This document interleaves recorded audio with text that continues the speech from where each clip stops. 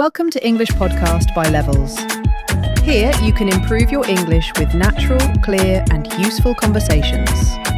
This episode is for B1 to B2 learners. At this level, you will hear longer sentences, more detailed ideas, and more natural expressions. Listen carefully to the conversation. Notice how the speakers share opinions, explain their thoughts, and react to each other. You can listen first, then repeat useful sentences and use them in your own English. Now, let's start the conversation. I still cannot believe we are actually traveling for a World Cup match. A few weeks ago, it was just an idea. We were sitting in a cafe, talking about the tournament, and now we have tickets, bags, and a flight in a few hours. I know, it feels a little unreal. Watching the World Cup on TV is exciting, but traveling to see a match in person is completely different. It feels like we are not only watching the tournament, we are becoming part of it. Exactly. I checked the tickets 3 times this morning because I was afraid something was wrong. Then I checked my passport, my phone charger, my hotel booking, and even the stadium rules again. That sounds like you. But honestly, I am happy you checked everything because I am the opposite. I always think, it will be fine, and then I forget something important. That is why traveling with friends is useful. One person worries too much, and the other person does not worry enough. Together, maybe we become normal. Maybe. But I also think this kind of trip makes everyone a little nervous. It is not a normal weekend trip. It is the World Cup. The city will be crowded, the airport will be busy, and fans from many countries will be everywhere. That is what makes it exciting. I want to see the fans at the airport. I imagine people wearing jerseys, carrying flags, and talking about the match before they even arrive in the city. Yes, the journey starts before the stadium. Even at the airport, you can feel the tournament atmosphere. People look at each other's shirts and immediately understand which team they support. That is true. Football makes small conversations easier. You can meet someone for the first time and just say, "Good luck tonight," or "Big match today," and suddenly you are talking like old friends. And sometimes those conversations become the best part of traveling. You may meet a fan from another country, hear their story, and understand how much this match means to them. That is one reason I wanted to travel for a World Cup match. I do not only want to see the game. I want to feel the city, meet people, hear different languages, and see how football changes the atmosphere. Same here. A World Cup trip is not only about 90 minutes. It is about the whole experience. The road, the fans, the streets, the food, the stadium, and the memories after the final whistle. Okay, but first we need to survive the airport. Look at this line. I knew it would be crowded, but I did not expect this many people so early in the morning. It is crazy. Half of these people look like they are going to the same match. I see jerseys everywhere. There are flags on backpacks, scarves around necks, and one guy is already singing. I love that. It is only morning and the match is tonight, but people are already in match mode. They are not just traveling, they are celebrating on the way. That is the World Cup effect. Normal travel can be stressful, but this kind of travel has energy. Even waiting in line feels a little more fun because everyone is going for the same reason. Still, I hope our flight is not delayed.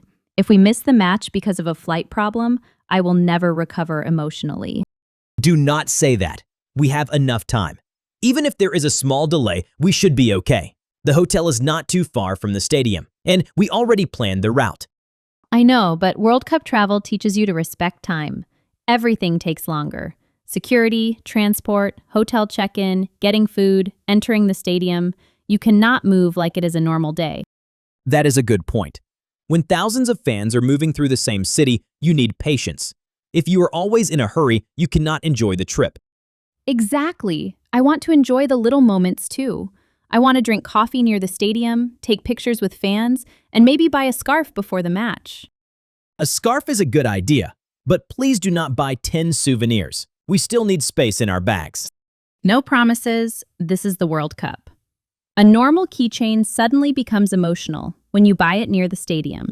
That is true. Later, when you see it at home, it reminds you of the trip. Small things can carry big memories. We finally arrived in the city, and I can already feel the atmosphere. The streets are busier than usual, and every corner has fans from different countries. Yes, it feels like the whole city is wearing football colors. There are people singing outside cafes, people taking photos with flags, and children wearing national team shirts. I like how friendly everyone feels before the match. Of course, people want their team to win, but right now the mood is positive. Fans are smiling, taking pictures together, and enjoying the moment. That is one of the best parts of the World Cup.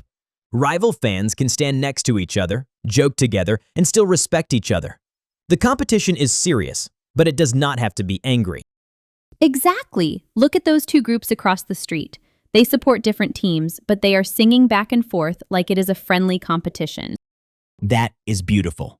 It feels like football becomes a language. Even if people do not speak the same words, they understand the rhythm, the emotion, and the excitement. I also like hearing different languages around us. It reminds me that this tournament is truly global. You do not feel like you are in one normal city anymore. You feel like the world has gathered in one place. And the local people are part of it too. Cafes are full, restaurants are busy, and shop windows have football decorations. The World Cup changes the whole city. I think local people must feel both excited and tired. It is great for the city, but it must also be difficult when so many visitors arrive at the same time. Definitely. That is why travelers should be respectful. We are guests here. We should be patient with workers, follow the rules, and remember that the city is not only a stadium. That is true. Good fans support their team, but they also respect the place they visit. Traveling for football should create good memories, not problems. Exactly. The best World Cup fans bring energy, songs, and color, but they also bring respect. That is what makes the atmosphere special. We are getting close to the stadium now, and I feel nervous in a good way. I have seen stadiums on TV many times, but walking toward one before a World Cup match feels different.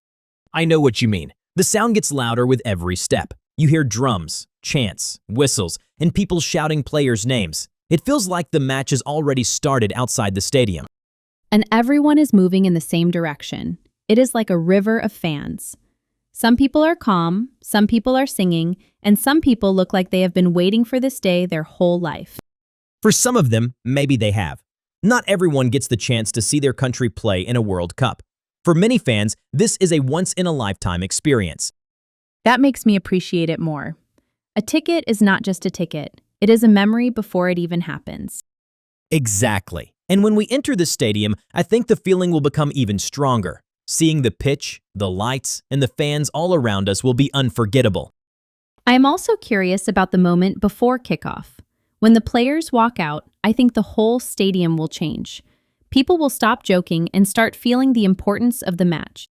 Yes, because that is when everything becomes real. Before that, it is travel, songs, food, and photos. But when the players come out, you remember why everyone is there. The national anthem will be emotional. Even if it is not your own country, you can still feel what it means to the players and fans. That is true. You see people standing proudly, singing with all their heart, and holding their flag tightly. At that moment, football becomes personal. And then the referee blows the whistle, and all the waiting ends. The trip, the planning, the airport, the city, the stadium, everything leads to that first kick. That is why live football feels so powerful. On TV, you watch the match. In the stadium, you feel the match around you. Now that we are inside the stadium, I understand why people travel so far for this. The noise is incredible. It feels like the sound is coming from every direction at the same time. Yes, and the colors are amazing. Flags, shirts, scarves, banners, everything is moving. The stadium looks alive. I thought I would focus only on the match, but I keep looking around. Every section has a different emotion. Some fans are singing, some are recording videos, and some are just staring at the pitch quietly. That quiet feeling is interesting too. Not every fan is loud. Some people are emotional in a silent way. Maybe they are thinking about how long they waited for this moment. That is true. When the game starts, the energy changes again. Every pass gets a reaction. A simple mistake makes thousands of people shout. A good attack makes everyone stand up. In the stadium, you understand the speed of the game better. On TV, it sometimes looks easy, but here you can see how quickly players move and how little time they have to make decisions. Exactly. I also noticed the players without the ball more. Some are making runs, some are creating space, and some are talking to teammates all the time. Live football teaches you things that TV does not always show. You see the shape of the team, the distance between players, and the way the coach reacts from the sideline. And when there is a dangerous chance, the whole stadium breathes differently. For 1 second, everyone becomes silent, and then the reaction explodes. That moment is amazing. A shot near the goal feels like a wave moving through the stadium. Even before you understand what happened, your body reacts. If there is a goal, I think I might lose my voice. That is part of the experience. You do not travel for a World Cup match to stay calm. You travel to feel something you cannot feel at home. The match is over, and I feel tired, but in the best way. My voice is almost gone, my legs hurt, and my phone battery is low, but I am so happy we came. Same here. The result matters, of course, but the whole day was bigger than the score. The airport, the city, the fans, the stadium, and the match all became one big memory. I agree. Even the stressful parts feel funny now. The long lines, the crowded streets, the confusion about which gate to enter. All of it feels like part of the story. That is what travel does. Problems feel annoying while they are happening, but later they become the details you remember. You say, "Do you remember when we almost went to the wrong entrance?" Yes, and we will definitely talk about this trip again. Maybe we will not remember every minute of the match, but we will remember the feeling of being there. For me, the best moment was walking out of the stadium with thousands of fans. Some people were happy, some were disappointed, but everyone knew they had been part of something special. That moment felt peaceful in a strange way. During the match, everyone was nervous and emotional. After the final whistle, people slowly returned to normal life, but they carried the match with them. And tomorrow, the tournament continues. Other fans will travel, other teams will play, and other cities will feel the same energy. That is the beauty of the World Cup. One match ends, but the story keeps moving. There is always another game, another city, and another group of fans living their own adventure.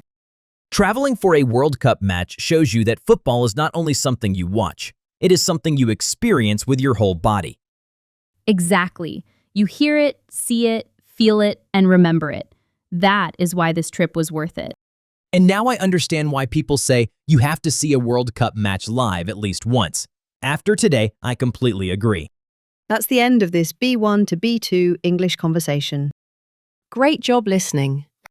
At this level, understanding natural conversations takes time, so don't worry if you did not understand every word. Listen again, focus on useful phrases, and try to repeat some sentences out loud. The more you listen, the more confident and fluent your English will become. Thank you for listening to English Podcast by Levels. See you in the next conversation.